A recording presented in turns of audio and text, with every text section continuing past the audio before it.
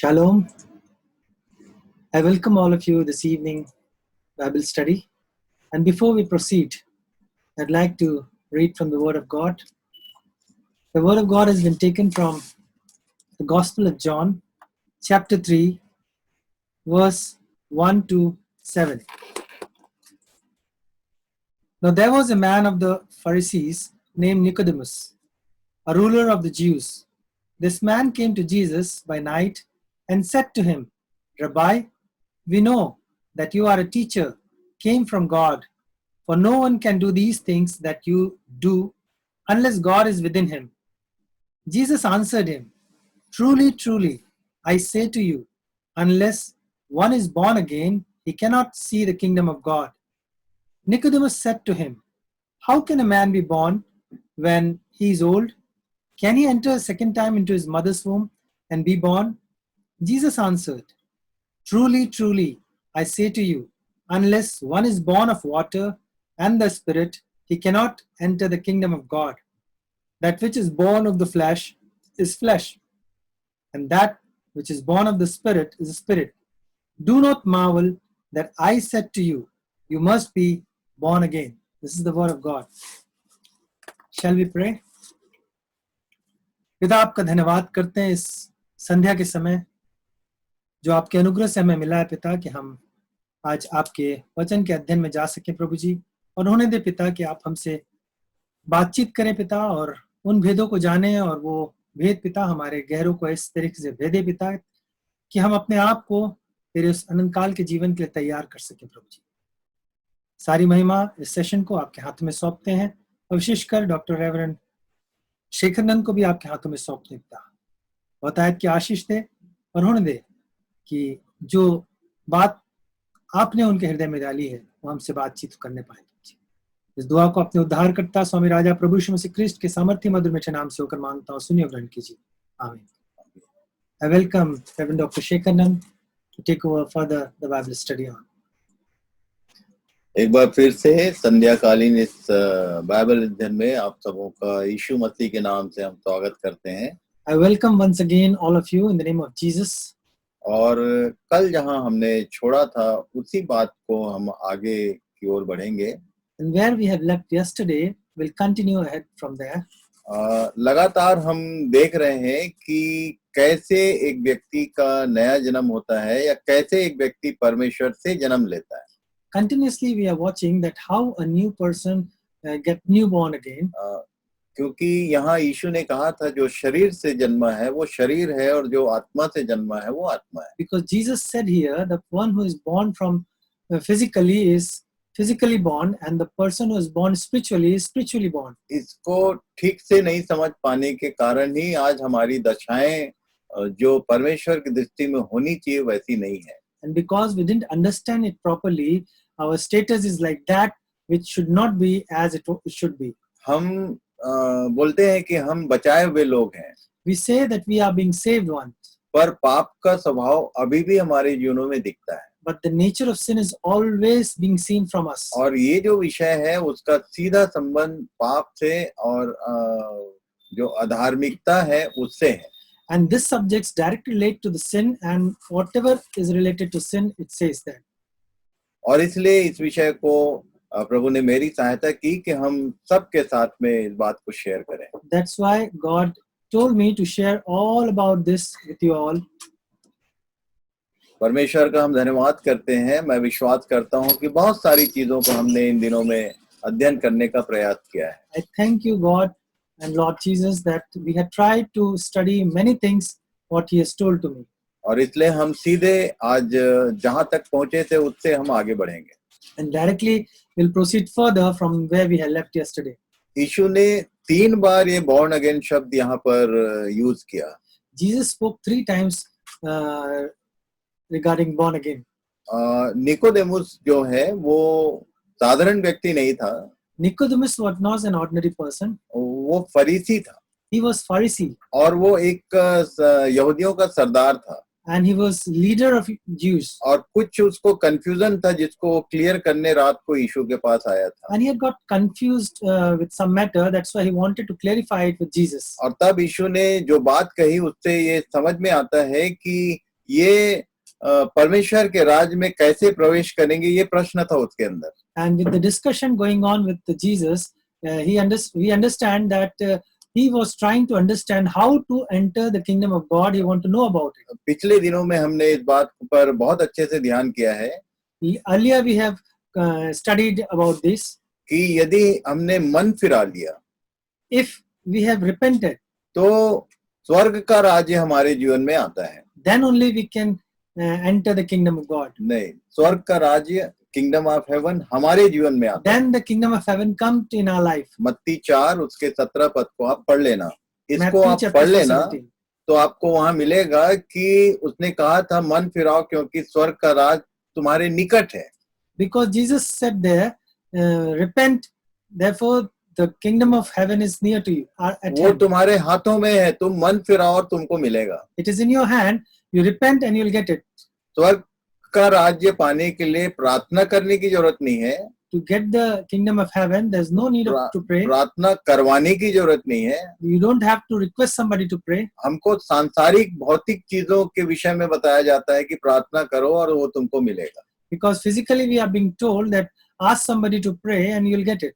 ये जो प्रार्थना का विषय है वो हमारे जीवनों में कंफ्यूजन उत्पन्न करता है। And this subject of prayer produces confusion in our minds. हमको मालूम नहीं है कि हमको क्या मांगना चाहिए, क्या नहीं मांगना चाहिए। And we really don't know what we should ask and what we shouldn't.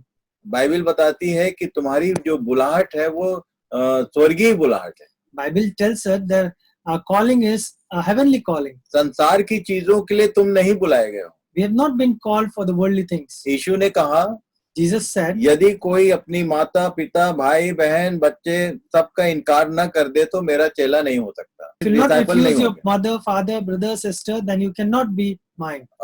लूका 14:26 में ये लिखा We'll है see Luke 14:26. और उसके 27 में लिखा है कि जब तक तुम सब कुछ न त्याग दो मेरे चेले नहीं हो सकते। And in verse 27 it is written, till you leave everything, you cannot be my disciple. 3 बार उसने लिख दिया, 26 पद 27 पद और उसके 33 वर्ष को यदि पढ़ेंगे तो तीनों बार उसने ये सब छोड़ने की बात कहा। 3 things he has written in 26, 27 and 33 that all about it.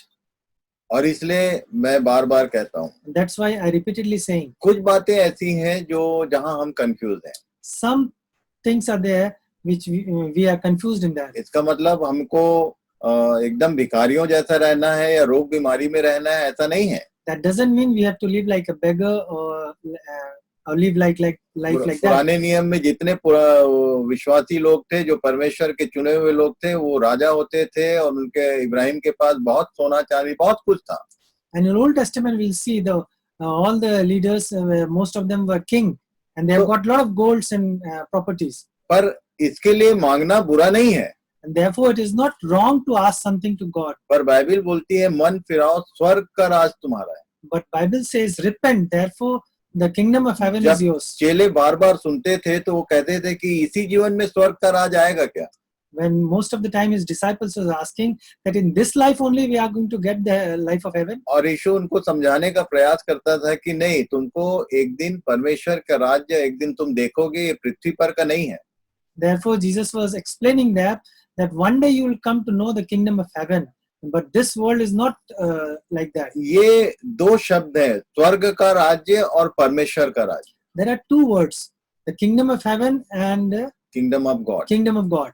और दोनों में फर्क है। And there is difference in both of these. आप प्रॉपर शब्दों को ध्यान कीजिए तो वहां मिलेगा कि एक के विषय में बोला एट हैंड और दूसरे के विषय में बोला कि वहां जाना है। If you'll go through it, you will come to know in both the things that one way he said it is in hand, and second he says you have to go there. और यूहन्ना 3 के 5 पद में यदि हम देखेंगे तो वहां लिखा है कि नए सिरे से तुमको 3 के 3 में लिखा है कि नए सिरे से जन्म लेना अवश्य है। And John 3:3 it is written you have to take a new birth. और तब जब जन्म की बात हुई And when the talk came about the birth, तो निकोदेमुस को थोड़ा कंफ्यूजन हो गया। then Nicodemus got confused. और वो कह रहा था कि जन्म के लिए क्या माता के घर में फिर से जाना पड़ेगा? Therefore he is asking again, I have to go to the womb of mother. मैं आपको ये बात बताना चाहता हूँ आज कि इसने ये प्रश्न क्यों किया। I would like to tell you this thing, that why this question arises in his mind. ये एकदम प्रैक्टिकल बात है। He was talking very practically. क्यों निकोदेमुस ने माता के गर्भ में फिर से जाने की बात कही। Why Nicodemus asked to go again in the womb of mother? जो भी हमारा डेट ऑफ बर्थ है, जिस दिन हम इस दुनिया में पैदा हुए थे, वो हमारा date of birth. The day we have taken birth, that is our date of birth. और जो मैं बताना चाहता हूँ कि मेडिकल साइंस के अनुसार ये जो जन्म है, जन्म का दिन है, वो सही नहीं है। And with medical science, the day of birth is not correct. जो भी आपका डेट ऑफ बर्थ है, वो मेडिकल रिपोर्ट के अनुसार वो सही नहीं है। Whatever is your date of birth is not correct according to medical science. इसको मैं आपको ठीक से समझाना चाहता हूँ। I would like to explain you clearly. यदि ये नहीं समझेंगे तो नए सिरे से जन्म कभी नहीं समझ में आएगा। If you will not understand this, then you will never understand the newborn. इतना लंबा अध्ययन हम लोग कर रहे हैं नया जन्म को समझने के लिए। So long study we are doing just to understand the newborn. और इसलिए जन्म के विषय में समझना जरूरी है। Therefore, regarding birth, we have to understand very. क्यों हमने यरूशलेम के विषय में पढ़ा कि तेरे काम घृणित है और तेरा नाल नहीं काटा गया और सब सारी बातें लिखी हैं। Lot of things we have discussed and studied regarding Jerusalem, that your umbilical cord is not cut, and a lot of things that he has not been cleansed. जन्म के विषय में बात Regarding birth, we are talking. जन्म जो है वो 2 stage में होता है। Birth is usually in 2 stages. सबसे पहले माँ के गर्भ में एक बालक जन्म लेता है। Firstly, he took birth in the from the womb of mother. और इसको डॉक्टर्स फाइनल करते हैं कि हाँ, इसने गर्भ धारण किया। And that has been finalized by the doctor that really she's got pregnant. वहां से एक बच्चे का जन्म का आरंभ होता है। From there, the beginning of new birth takes place. हम में से किसी के भी डेट ऑफ बर्थ में वो 9 months काउंट नहीं होता है। And in all our date of birth, the date of pregnancy, those 9 months have never been counted. जबकि उसके बिना जन्म संभव है ही नहीं। Although without that, a birth cannot be possible. आप इसको समझने का प्रयास We करें। try to understand this. 2 बार जन्म होता है। Twice we take birth. एक बार माता के गर्भ में, Once in the womb of mother, और वो भीतर बढ़ता है। and inside the fetus grows. और एक समय आता है जब वो इस संसार में बाहर आता है। And the time comes when really he comes out in this world and take birth. नया जन्म भी बिल्कुल ऐसा ही है। New birth is just like that. यदि माँ के गर्भ का पहला भाग पूरा नहीं हुआ है तो दूसरा जन्म हो ही नहीं सकता। If the first part in the mother's womb has not been completed, then it cannot be a complete birth. परमेश्वर के वचन से हम इस बात को आज ध्यान करेंगे। We'll see from the word of God today. पहला पत्रस 1 अध्याय उसका 23 पद पढ़ेंगे। We'll see chapter 1 1 Peter chapter 1. and verse 23. Since you have been born again, not of perishable seed, but of imperishable, though the living and abiding word of God. For all flesh is like grass. बस यहाँ लिखा है, तुमने नाशमान नहीं पर अविनाशी बीज से परमेश्वर के जीवते और सदा ठहरने वाले वचन के द्वारा नया जन्म पाया है। It is written very clearly, since you have been born again, not of perishable seed, but of imperishable, though the living and abiding word of God. वचन के द्वारा नया जन्म। By the word of God, a new birth. बिना वचन के नया जन्म होता ही नहीं है। Without word, there is no birth. यदि एक व्यक्ति बीमारी के कारण प्रभु के संगति में आता है, If somebody comes to God because of the disease, समस्या परेशानी के कारण प्रभु के पास आता because है, of some problem, he comes to the Lord. ये बुरा नहीं है। It is not wrong. और उसके बाद उसके लिए अवसर होता है कि वो परमेश्वर के वचन को उसमें मन लगाए और उसमें उसके वचन से उन बातों को सीखे जो वो चाहता है। And therefore, it is very important that he has to meditate on the word of God and to know about it. चाहे किसी भी कारण से आप परमेश्वर के वचन के पास आते हैं, अब वो बोलता है कि मन को अपने वचन में लगाओ। By whatever means you have come to the Lord, but he says that you have to meditate on the word of God. और तब ये वचन ही है जो हमारे जीवन में काम आरंभ करता है। And this is the word of God which begins work in your heart. इसलिए यीशु के बारे में हमने पढ़ा था कि ये पानी और लहू के द्वारा आया। Therefore, we have read about Jesus that he has come with water and blood, वचन word, और लहू, word and blood. परमेश्वर का वचन ही वो जल है, The word of God is the water, उसी के द्वारा, और लहू का मतलब होता है यीशु का जीवन। and the blood means the life of Jesus. परमेश्वर के आत्मा की सामर्थ से इन दोनों ने देह का रूप धारण किया। By the power of God, this has been taken the flesh, in the form of in flesh. बातों को हमने पिछले दिनों में बहुत अच्छे से देखने का प्रयास किया है। In the past days, we have seen it very thoroughly and clearly. इसलिए निकोदेमुस से जब वो बात कर रहा था तो उसने कहा जल और आत्मा से जन्म लेना है। Therefore, when Jesus was talking to Nicodemus, he said very clearly, you have to take birth from water and spirit. ये दोनों स्टेज को बताता है। And that explains that both the stage. पहला वचन के द्वारा अंदर अंदर एक मूवमेंट शुरू होता है, And through the word of God inside, the growth take place. एक व्यक्ति के भीतर एक नया सोच, नया जीवन, नया मनुष्यत्व भीतर जन्म लेता है। And a new beginning inside the man starts.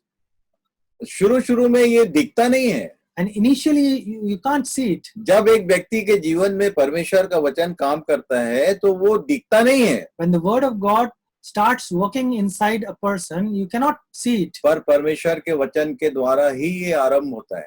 But by the word of God only it begins.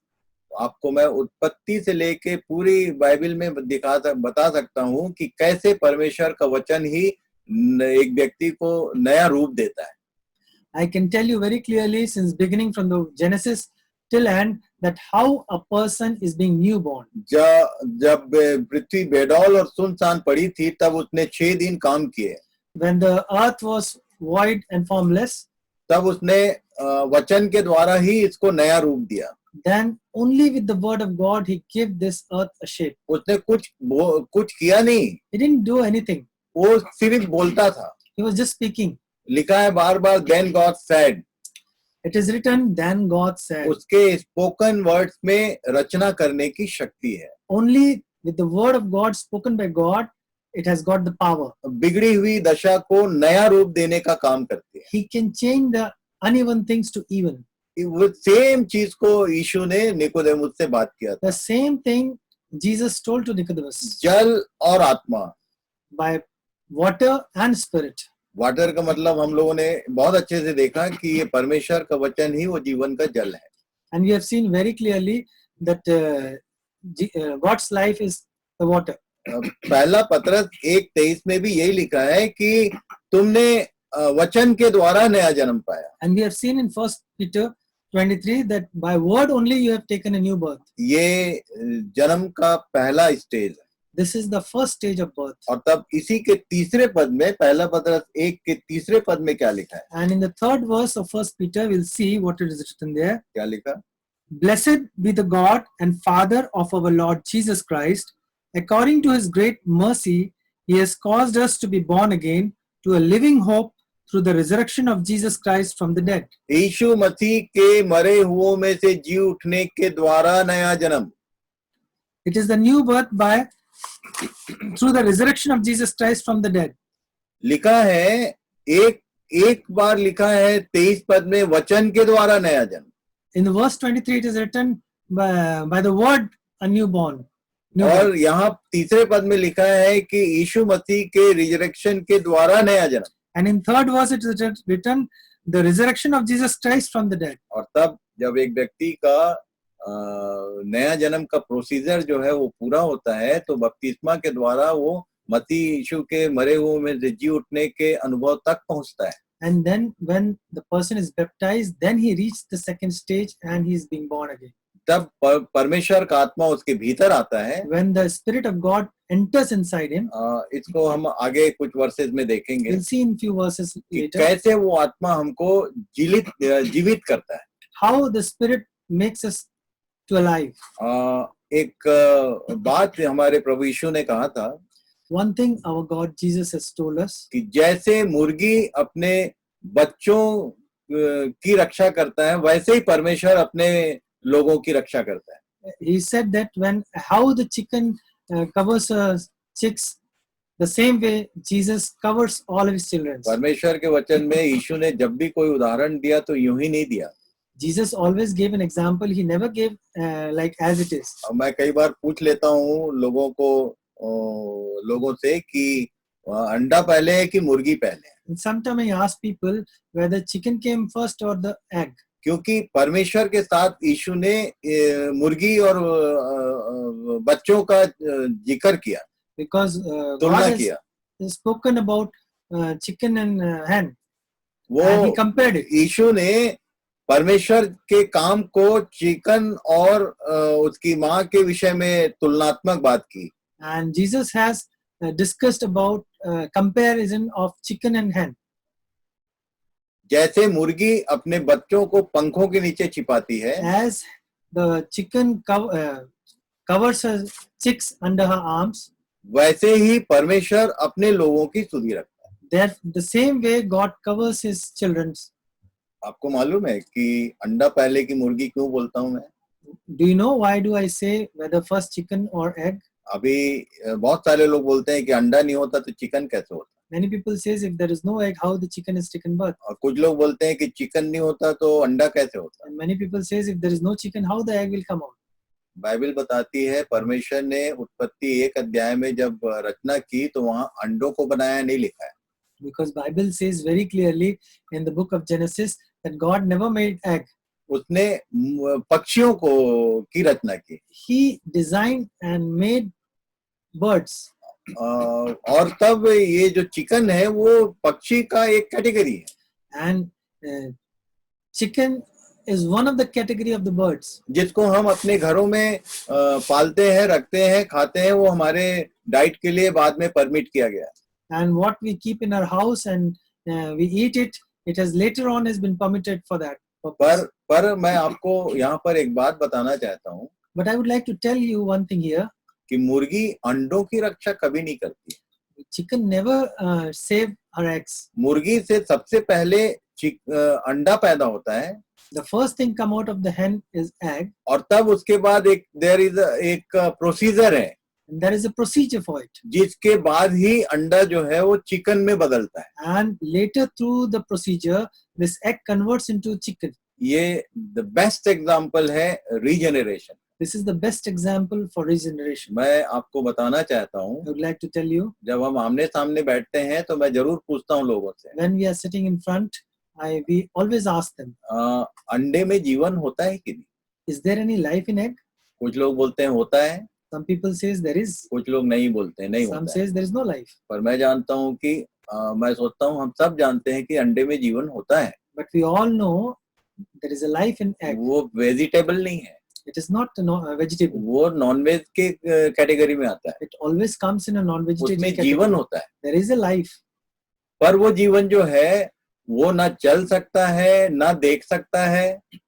But that form which is in form of egg cannot see or cannot walk. उसके अंडे के सामने दाना डालोगे तो खाएगा भी नहीं. If you put food in front of egg, he is not going to eat. अपने माँ के पीछे जिससे वो पैदा हुआ उसके पीछे जाएगा नहीं. And he will never go behind a mother. कभी आप अंडे को चलाने का कोशिश करेंगे तो ज्यादा होगा तो टूट जाएगा. And if you try to make egg to walk, it will crack and broke down. जीवन है पर वो मरी हुई दशा में. There is a life, but it is in form और of death. तब उसको यदि सही में अपनी माँ के स्वरूप में लाना है. And if you really want to bring it to his mother's, एक पर्टिकुलर way, प्रोसीजर है. there is a procedure for it. जो अंडा ये जो ब्रॉयलर है इसकी बात नहीं कह रहा हूँ. I'm not talking about the broiler chicken. ये तो हमने बना दिया. That we have formed it. और कई तो बीमारी वो ब्रॉयलर खाने वालों को हो जाता है. And many disease occurs due to eating of this broiler. इसका मतलब मैं नहीं बोल रहा हूँ कि जो देसी मुर्गी खाने से बीमारी नहीं होता. That doesn't mean I'm saying that to those who are eating desi chicken. But ये जो एग्जाम्पल दिया ये ब्रॉयलर के विषय में नहीं दिया कि जो मशीनी ढंग से पैदा होते हैं और उनका चिकन का प्रोसेस होता है.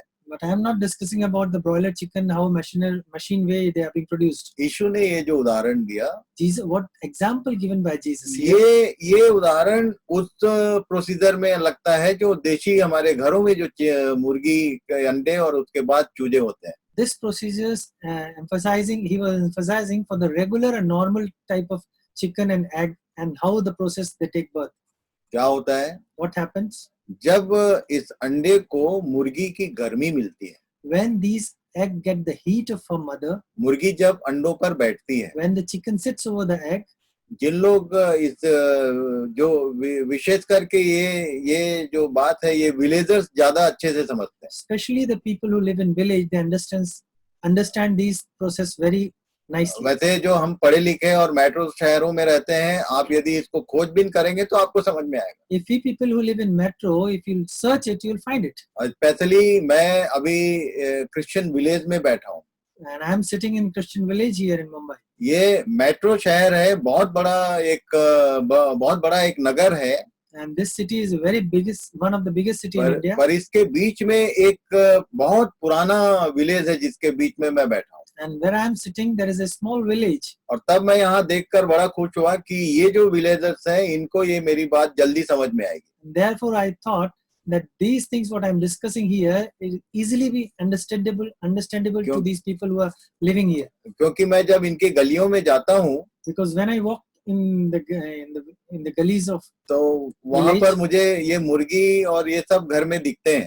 then I can see a lot of chickens roaming here and there. जिनके घरों में मुर्गियां हैं, वो जानते हैं कि ये प्रोसीजर क्या होता है। Those who are having their pets like a chicken, they understand very well these procedures. 21 दिन तक इस अंडे को मुर्गी के नीचे रखा जाता है। For 21 days, these eggs are being kept under the hand. चाहे वो साउथ की मुर्गी हो, Whether the chicken is from south, चाहे वो सेंट्रल इंडिया की whether मुर्गी हो, chicken is from central चाहे India, वो नॉर्थ की मुर्गी or हो, the chicken is from north, चाहे वो कहीं की भी देशी मुर्गी है, wherever the chicken is from, एक पर्टिकुलर प्रोसीजर है 21 दिन का। there is a particular procedure of 21 days. और तब 21 दिन तक जब ये मुर्गी बैठती है, So when the chicken sits over these eggs for तो 21 days, उस अंडे के अंदर लिक्विड में एक फॉर्मेशन होता है। and there inside the egg there is a liquid, there is a formation starts. कितने दिन में ये फॉर्मेशन होता है, कोई नहीं जानता। And how many days exactly the formation occurs, nobody knows. पर एक जो छोटा फॉर्मेशन हुआ, वो धीरे धीरे अंदर अंदर बढ़ता है। But what the formation started, gradually it grows. और 21वें दिन या 22वें दिन थोड़ा प्लस माइनस हो सकता है। And in 21 days or 22 days, there may be plus minus days. ये जो अंडा है, वो उसमें से चूजा बाहर आता है। And from these eggs, the chicken comes out.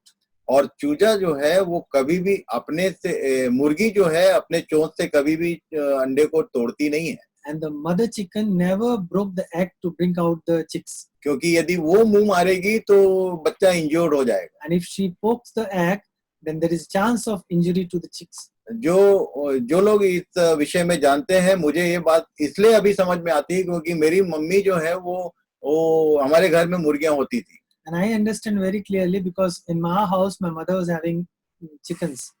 और तब ये जो अंडा है, इसमें से चूजा चूंकि वो बढ़ते बढ़ते बढ़ते इतना बड़ा हो जाता है कि एक दिन जो उसका बाहर का कवच है वो टूट जाता है। And gradually the growth occurs inside the egg, and during some time that shell breaks out and it come out. जिसके कारण इसका नाम अंडा है, वो टूट जाता है। And by the name it is known as the egg, it broke down. और तब जो चीज बाहर आती है, And the thing which comes out, वो परफेक्ट इमेज अपनी माँ की होती है। and that was a perfect image of mother's.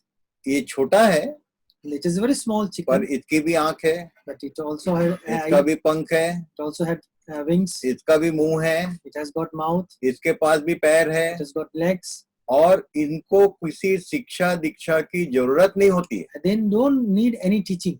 कभी किसी चिकन को उसकी माँ के पीछे जाने के लिए सिखाया नहीं जाता है। And never it has been taught them to go behind her mother. Natural following system है ये। And it is a natural following system what they follows.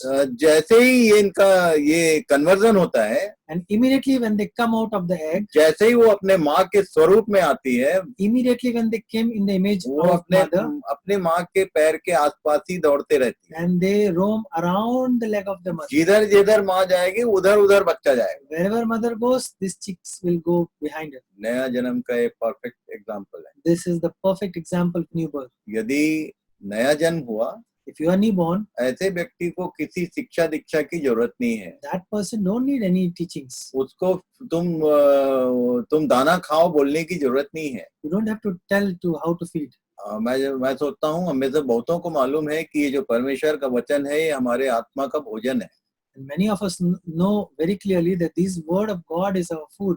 और तब मुझे कई बार ये बोलने का हिम्मत करना पड़ता है Therefore, I have to take courage to speak about this. कि बहुत सारे जो पास्टर्स हैं, बहुत सारे जो लीडर्स हैं, वो अंडों के सामने दाना डाल रहे हैं। And many of the pastors, they are trying to feed in front of egg. और तब ये परेशान रहते हैं कि यार इतना हम शिक्षा देते हैं, इतना हम बात बताते हैं, कोई इसको ग्रहण क्यों नहीं करता है? And therefore, many times we think that so many things we are teaching them, why they are not accepting it? उसका कारण ये है, This is the reason behind it. अंडों को तुम दाना खिलाने का प्रयास करो। You are trying to feed egg. अंडों को पहले चूजा बनाओ First, you make them chicks, और तब उनको दाना खिलाओ। and then start feeding them. कुछ नहीं करना पड़ेगा, अपने आप लोग उसके पीछे चलना शुरू करते You हैं। don't have to do anything; they will automatically follow you. इसको मैं प्रैक्टिकली अपने जीवन से जानता हूँ। And this I know very clearly and practically जिनके from my बीच life. में मैंने काम किया उनके जीवन से जानता हूँ। And amongst whom I have worked, I know from their life. सबसे पहले वचन काम करता है, Firstly, the word of God works, उसके बाद लहू काम करता है, then the blood works. और ये दोनों काम करते हैं। And when these both two works together, क्या करते हैं? what they does, लूका 11 अध्याय, we'll see Gospel of Luke. इन सब Chapter बातों को 11. हमने पीछे के दिनों में देखा है।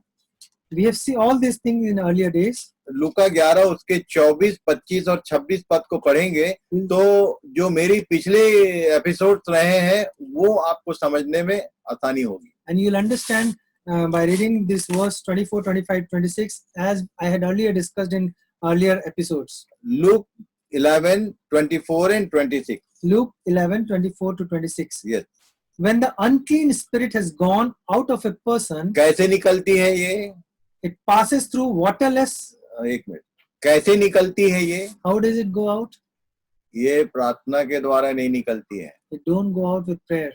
ये जो अनक्लीन स्पिरिट है ये डेविल स्पिरिट नहीं है। These unclean spirit is not a devil spirit. ये दोनों में फर्क है। There is a difference between this. अशुद्ध आत्मा और दुष्ट आत्मा, Unclean spirit and devil spirit. ये भी हमको मालूम नहीं, We don't know about it. और शैतान इनको कभी जानने देता नहीं है। And Satan never allows you to understand it. दुष्ट आत्मा क्या है और अशुद्ध आत्मा क्या है? What is devil spirit and what is unclean spirit? दुष्ट आत्मा हमेशा आक्रामक होती है या मनुष्य को पागलों की सी दशा में या एबनॉर्मल एक्टिविटी में दिखाती है। The devil spirit always show you in the form of abnormal activities which always be recognizable. और ये आक्रामक होती है, ये खासकर ग्रामीण अंचल में लोग जानते हैं बहुत अच्छे से। And usually in village people they understand it very well. अजीब It is अजीब always aggressive. अजीब टाइप का हरकत करता है एक व्यक्ति दुष्ट आत्मा से ग्रसित When the होने। devil spirit is there, he behaves abnormally and very differently. But अशुद्ध आत्मा जो है, But unclean spirit, यदि एक व्यक्ति के भीतर अशुद्ध आत्मा है तो आपको पता कभी नहीं चलेगा कि इसमें अशुद्ध आत्मा है। and you will never know that this person is having unclean spirit. वो एक व्यक्ति के भीतर अशुद्धता डेवलप करती है। And he develops impurity in the individual. और इम्प्योरिटी क्या है? And what is this impurity? आप एक लिस्ट बना लेना आज। You kindly make a list. आपको गुस्सा आता है, You get an anger. आप झूठ बोलते हैं, You lie. आप लालच करते हैं, You ये जितने जो करेक्टरिस्टिक है जो अंदर डेवलप होता है ये अशुद्ध आत्मा का काम है। all these unclean things develop by unclean spirit. First king last chapter आप पढ़ लेना बाद में। You kindly read the last chapter of First King. लिखा है कि एक समय था जब परमेश्वर के सामने आत्माएं इकट्ठी थी और तब एक विषय था कि ये जो प्रॉफिट थे उनको There was a time when कौन unclean भरमाएगा? spirits were there, and how it was a time that who is going to deviate these people. और लिखा है कि एक आत्मा सामने आई, वो उसने कहा कि मुझे जाने दे, मैं करूंगी ये काम। And then one spirit came in front and she told that let me do this work. और उससे पूछा गया कि कैसे करेगी? And it has been asked how you are going to do और it. तब उसने कहा कि मैं उनके भविष्यवक्ताओं में बैठ कर उनसे झूठ बुलवाऊंगी। And she told that I'll enter to these prophets and I'll ask them to lie. यहाँ से मैं जानता हूँ कि स्पिरिट ऑफ लाई भी होता है। From here I came to know that there is a spirit of एक lie. व्यक्ति यदि झूठ बोलता है तो वो एक अनक्लीन स्पिरिट है।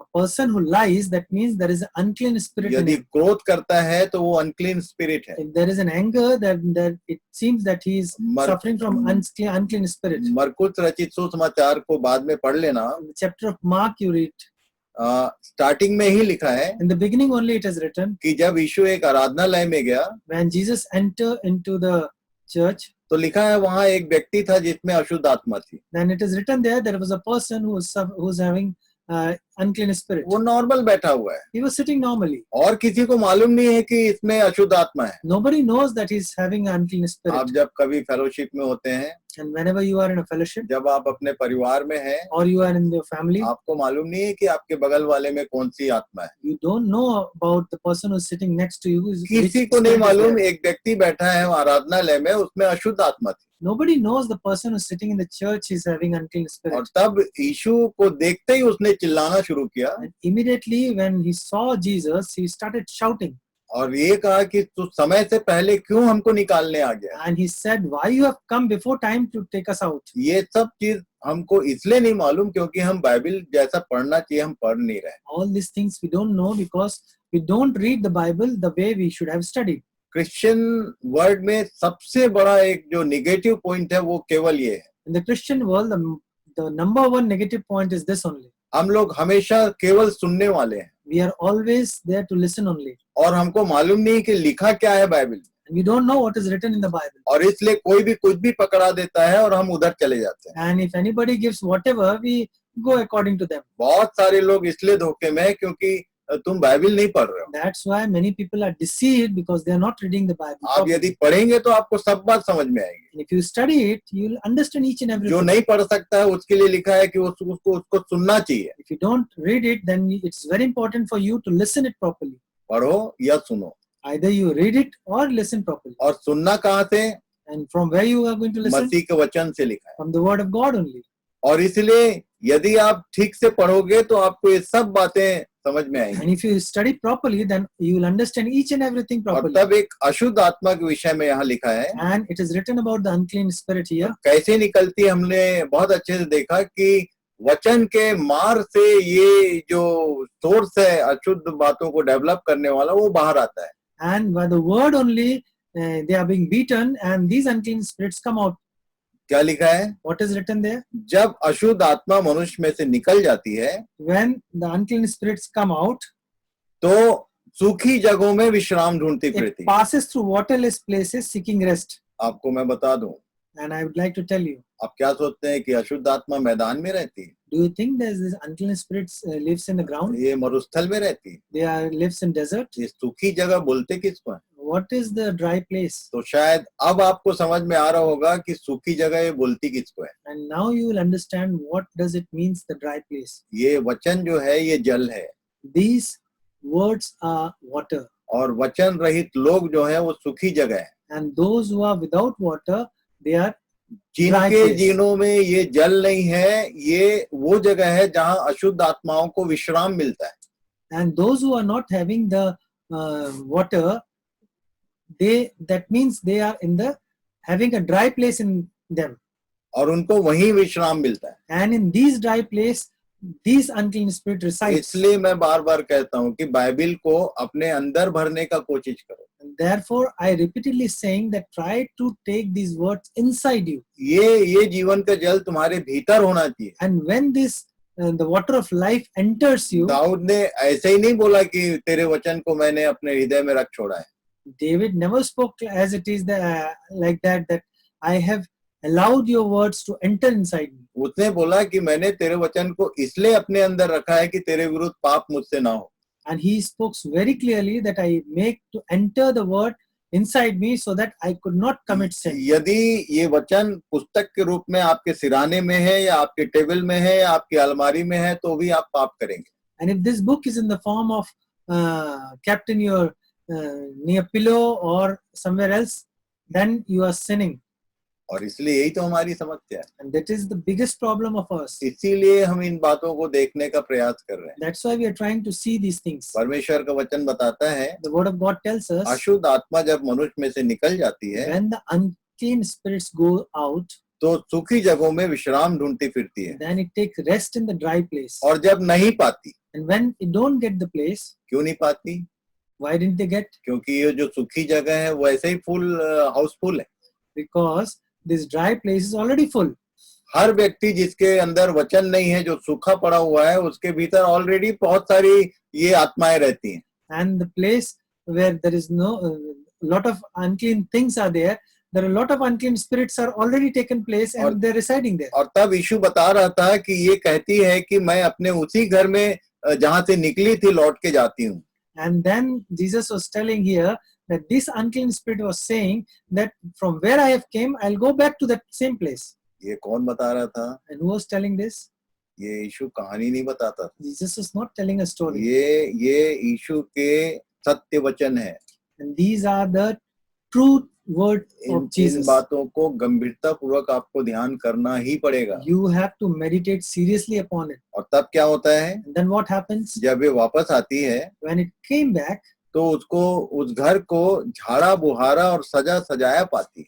and when she came back and she saw that house where she was living, it was seems to be very clean and nice. किसने काम किया है? Who had worked there? ये वचन और लहू ने काम किया है। And these words and the blood has worked over there. वचन पवित्र करता है और लहू शुद्ध करता है। The word makes clean and makes it holy. लहू के द्वारा शुद्धता आती है और And the वचन blood के द्वारा पवित्र Purity होता है। comes and through the word of God becomes holy. आप पहला यूहन्ना 1 का 7, 8, 9 पढ़ लेना। You just go through 1 John 1, 7, 8, 9 हाँ, और यूहन्ना 17 का 17 पढ़ लेना। and John 17, 17.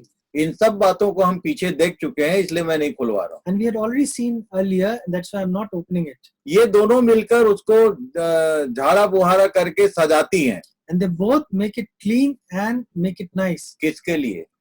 For whom? तीसरा पार्टी आने वाला है। The third party is going to come. कौन? Who? जल और लहू ने काम किया, वचन और लहू ने काम किया पवित्र आत्मा के आने के लिए। The water and blood has worked and making a way for the Holy Spirit to come. और यदि समय पर पवित्र आत्मा नहीं आया, And on time the Holy Spirit didn't come, तो यहाँ लिखा है, then it is written here, आकर उसे झाड़ा बुहारा और सजा सजाया पाती है, and they found it very neat and clean. तब वह आकर अपने से बुरी और 7 आत्माओं को अपने साथ ले आती है, And then they go and bring 7 more spirits with them. और वे उसमें बैठ कर वास करती हैं, And they resides there, और उस मनुष्य की पिछली दशा पहले से भी बुरी हो जाती है। and the person's life become worse than earlier. आप इस बात को समझ लो। And you understand it very clearly. किसने बोला? Who's told? ये मैं नहीं बोल रहा हूँ। I'm not saying. जो हमारा प्रभु है उसने अपने देह के रहने के दिनों में जो सिखाया उसकी बात कर रहे हैं। And what Jesus told us at that time, I'm telling you that. यीशु ने ये बताया एक मनुष्य के विषय में Jesus told about a man कि जिसके भीतर लहू और वचन काम करेगा, the one inside whose heart word and blood works, उसके बाद पवित्र आत्मा को आना चाहिए। then Holy Spirit has to come. और यदि वो नहीं आया, And if it has not come, आप अपने आसपास देखना, then you search nearby you. कई लोग होते हैं जो वचन में बहुत अच्छे से मन लगाते हैं There are many people who meditate on the word very और nicely, प्रायश्चित करते हैं, and they repent for it. और उनका जीवन थोड़े दिन बहुत अच्छा हो जाता And है, for few days their life is very good. पर थोड़े ही दिन बीतते हैं But immediately after few days, और उसके बाद उसका जीवन पहले से भी बुरा हो जाता है। and later on you'll find his life is miserable than earlier. किसी को समझ में नहीं आता, बोले ये शुरू बहुत अच्छा किया था पर इसका तो अंत बहुत बुरा हो गया। Many people don't understand that he started so nicely, but is gone to very bad shape. उसका कारण ये है, And this is the reason behind ये it. बता रहा था यीशु। He was telling, इसलिए पवित्र आत्मा का हमारे भीतर प्रवेश करना जरूरी है। therefore, the entry of Holy Spirit is very important for us. और हमने कल देखा था And yesterday we have seen it. कि बैप्टिज्म के द्वारा ये स्पिरिट हमको पिलाया जाता है, By baptism, this Spirit has been allowed us to drink. और तब यदि ये तीनों एक व्यक्ति के भीतर आ गए, And when these 3 things enter inside a person, इसका मतलब जीसस का इनकारनेशन हो गया एक व्यक्ति के भीतर। that means Jesus' incarnation has been done inside a person.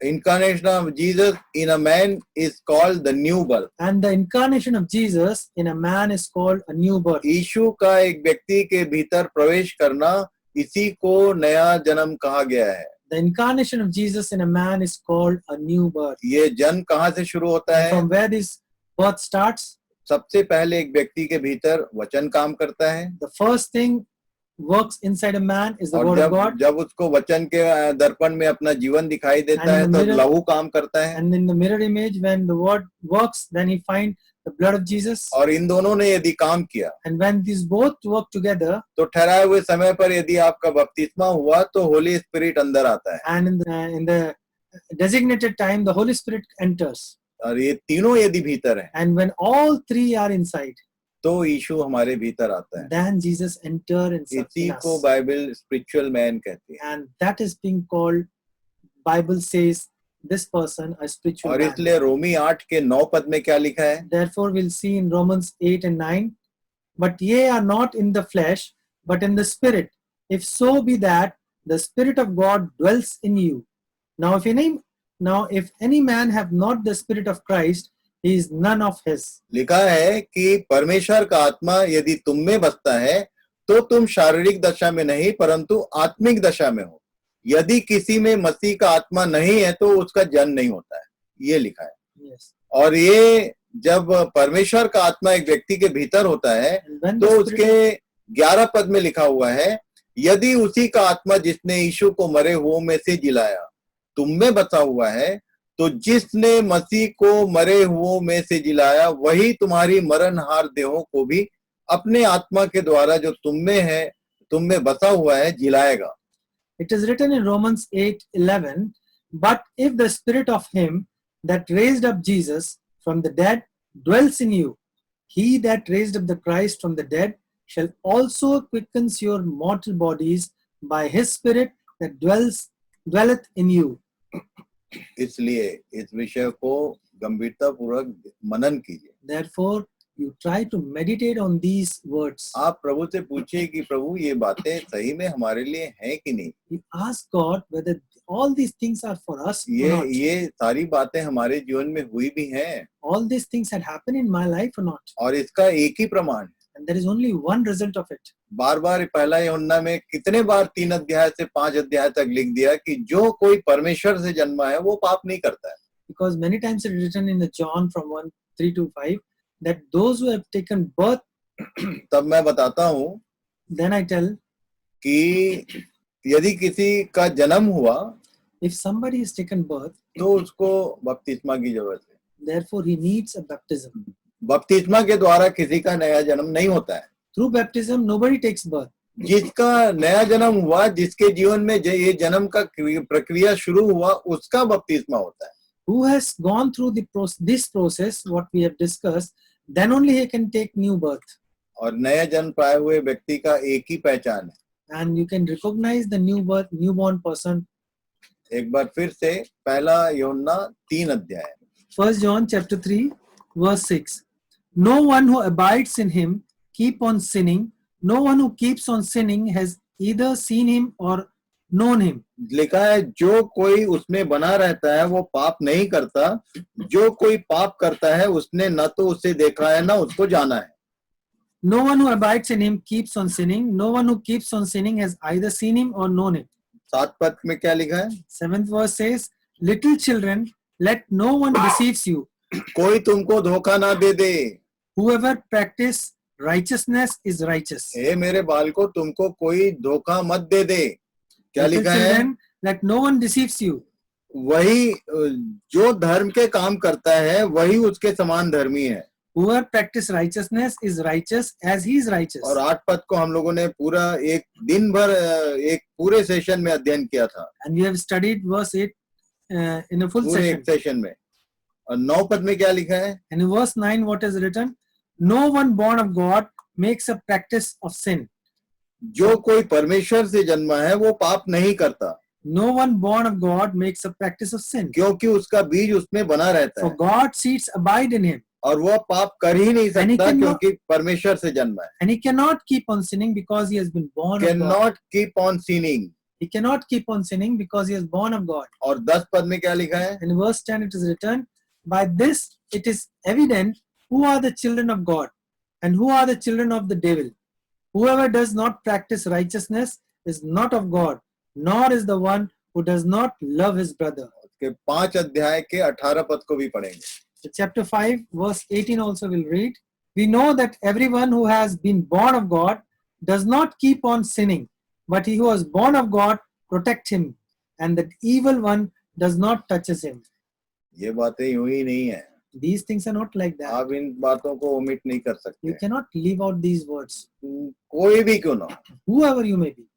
हो सकता है कि आप एक साधारण विश्वासी हैं, Maybe you are an ordinary believer, आप एक नए व्यक्ति हैं, you are a new person, या आप बहुत पुराने व्यक्ति or हैं, you may be very old person. या हो सकता है कि आप किसी चर्च के पास्टर हैं, Or you may be a pastor of any church. आप चर्च के लीडर हो सकते You हैं. may be a leader of a church. इन लाइनों को आप डिनाई नहीं कर You सकते. cannot deny these lines. ये परमेश्वर का वचन है This is the word of God. जो दोधारी तलवार से भी चोखा है. It is more sharper than two-edged sword. इसको प्यार से भी खतकाओगे तो ये काटेगा. And even if you take it, move it patiently, it will cut.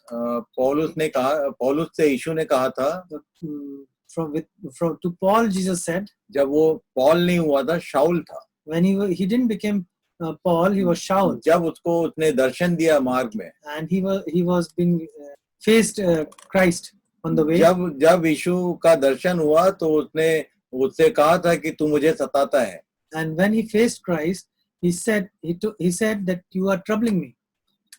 यीशु ने पौलुस से कहा था कि तू मुझे सता रहा है. Jesus told to Shaul that you are troubling me.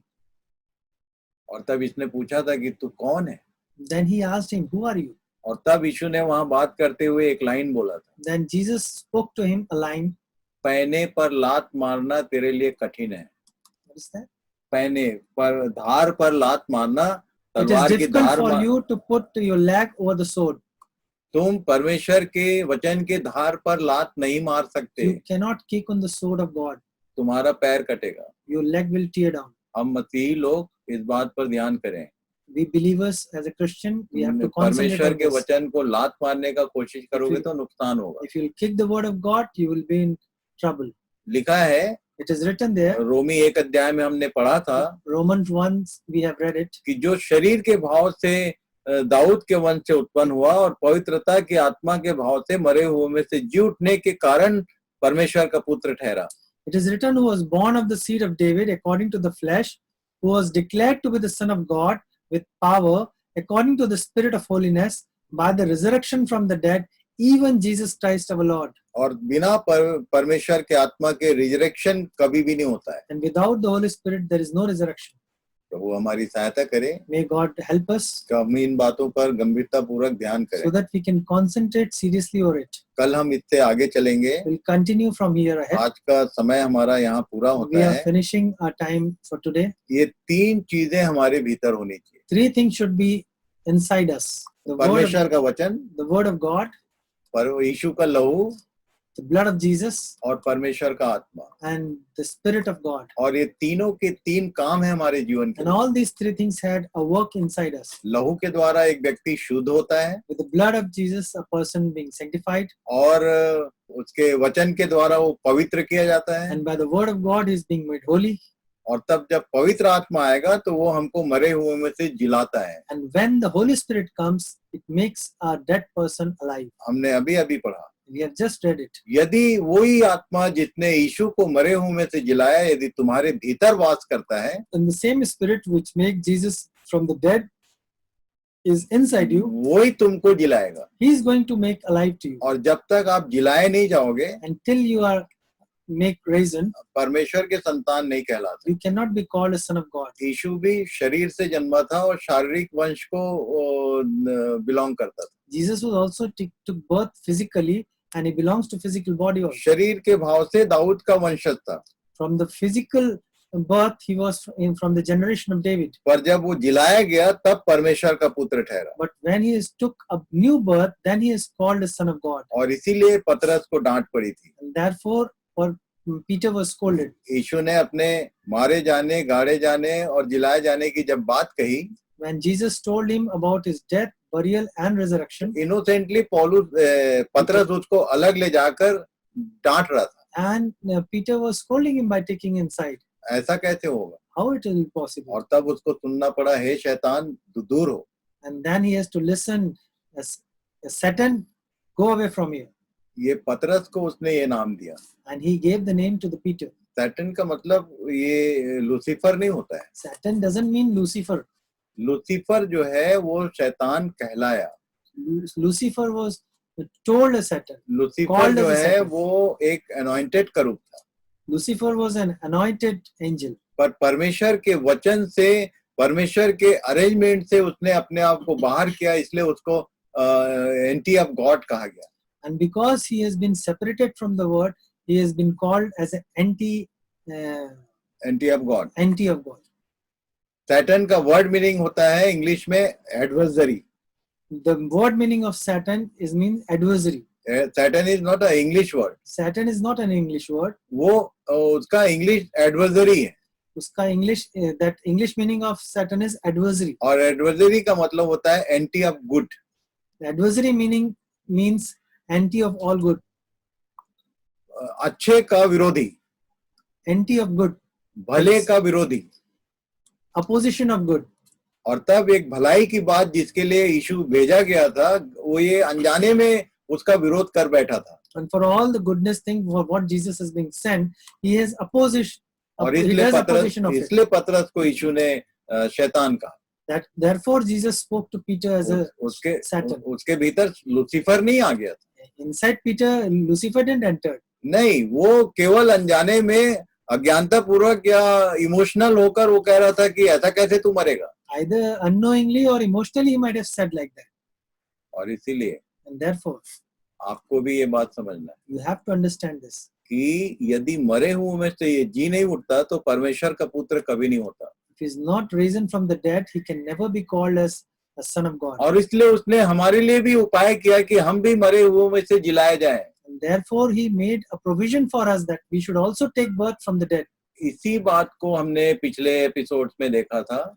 These things we have seen in earlier episodes. एक लाइन फिर से पढ़ेंगे और उसके बाद हम आज की सभा यहाँ समाप्त We'll करेंगे. read one line, then we'll finish it off for today. Ephesians chapter 2 Ephesians chapter 2. किस मरे हुए में से जिलाए जाने की बात कर रहा है. Ephesians chapter Chapter 2 2. 1 2 3 4. Chapter 2, verse 1, 2, 3, 4. And you were dead in the trespasses and sins in which you once walked, following the course of this world, following the prince of the power of the air, the spirit that is now at work in the sons of disobedience, among whom we all once lived in the passion of our flesh, carrying out the desires of the body and the mind, and were by nature children of wrath like the rest of mankind. But God, being rich in mercy, because of the great love with which he loved us, even when we were dead in our trespasses, made us alive together with Christ. By grace you have been saved, and raised us up with him and seated on him with him in the heavenly place in Christ Jesus. Hindi में भी पढ़ देंगे. हिंदी में भी पढ़ेंगे. 6 तक. उसने तुम्हें भी जिलाया जो अपने अपराधों और पापों के कारण मरे हुए थे, जिनमें तुम पहले इस संसार की रीति पर और आकाश के अधिकार के हाकिम अर्थात उस आत्मा के अनुसार चलते थे जो अब भी आज्ञा न मानने वालों में कार्य करता है. इनमें हम भी सब के सब पहले अपने शरीर की लालसाओं में दिन बिताते थे और शरीर और मन की इच्छाएं पूरी करते थे और अन्य लोगों के समान स्वभाव ही से क्रोध की संतान थे. परंतु परमेश्वर ने जो दया का धनी है, अपने उस बड़े प्रेम के कारण जिससे उसने हमसे प्रेम किया, जब हम अपराधों के कारण मरे हुए थे तो हमें मसीह के साथ जिलाया. अनुग्रह ही से तुम्हारा उद्धार हुआ है और मसीह यीशु में उसके साथ उठाया और स्वर्गीय स्थानों में उसके साथ बैठाया. ये अनुभव परमेश्वर हम ऐसे हर एक को देना चाहता है. This experience God wants to give each one of you. जिलाया जाना, to take birth, और उसके साथ स्वर्गीय स्थानों में बैठाया जाना. and how to sit in heaven. इसी को उपासना बोलते हैं. And this is called upasana. उपासना का मतलब होता है उपासना. The meaning of upasana is upasana. जो मुख्य आसन है उसके बगल में हमको आने का मौका देता The main throne or main seat where he's sitting, he is allowing us to come nearby. है. उपासना. Next to it, next to to the throne. और इसलिए इन बातों को गंभीरतापूर्वक ध्यान कीजिए, Therefore, we have to meditate seriously on this, प्रार्थना कीजिए pray about कि it, प्रभु इन बातों को समझने में हमारी सहायता करें। that may the Lord guide and help us to understand all these things. प्रभु आप सबों को आशीष दे। May God bless you कल abundantly. कल शाम को फिर से हम इसी विषय में आगे बढ़ेंगे And tomorrow again we'll continue from here कि onwards. नया जन्मे हुए बच्चों के साथ आगे क्या है। And what is there for the person who has taken newborn? प्रभु एक बार फिर से आप सबों की सहायता करे। May God help you to understand and guide you. Thank you very much. Thanks a lot.